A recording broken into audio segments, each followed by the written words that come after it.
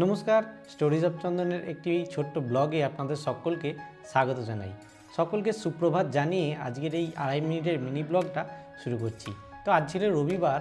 আজকে ঘুম থেকে উঠে আমরা একটা জায়গায় সাইক্লিং করতে যাওয়া বলে ঠিক করেছিলাম।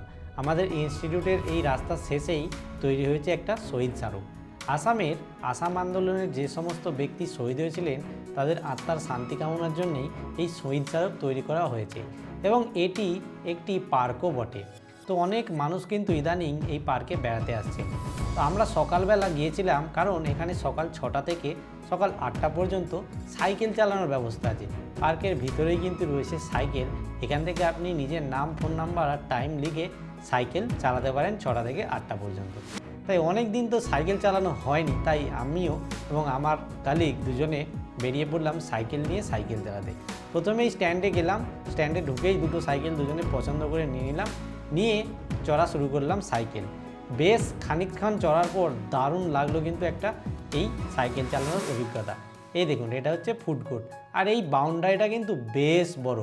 প্রচুর মানুষ এবং অনেক ছোটরাও কিন্তু ছোট ছোট সাইকেল নিয়ে বেরিয়ে পড়েছেন এই আমাদের শহীদ স্মারকের চারদিকটা একটা পাক বা দুটো পাক করে ঘোরার জন্য। আমরাও তাই এই শহীদ স্মারকের চারদিকটা ঘুরে দেখলাম। আর এই সকালের আলোতে কিন্তু শহীদ স্মারকের চারদিকটা ঘুরতে অসাধারণ সুন্দর একটা অভিজ্ঞতা হচ্ছিল। যেমন কিছু কিছু জায়গায় এখনও কনস্ট্রাকশনের কাজ চলছে, তেমনই আবার পাঁচিল টপকালেই দেখা যাচ্ছে পাহাড়ের গা দিয়ে উঁকি মারছে সকালের সূর্য। আর এই হলো শহীদ স্মারকের পেছন দিক। ওই যে স্মৃতিস্তম্ভটি দেখা যাচ্ছে, ওটি হলো প্রধান মেমোরিয়াল।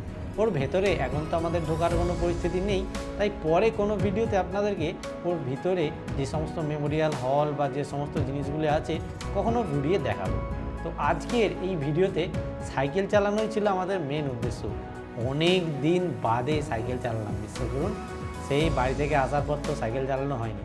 এই দেখুন, আমরা এই শহীদ স্মারকের যে নিচ দিয়ে একদম চলে যাচ্ছি, এখানে সাবওয়ের মতো করা আছে, মানে পুরো রাস্তাটাই একেবারে পার্ক মেরে সাইকেল চালিয়ে আপনি ঘুরতে পারেন।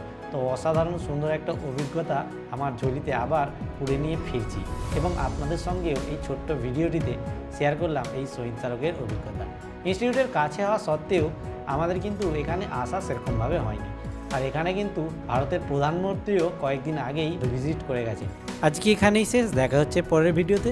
সকলকে অনেক অনেক ধন্যবাদ।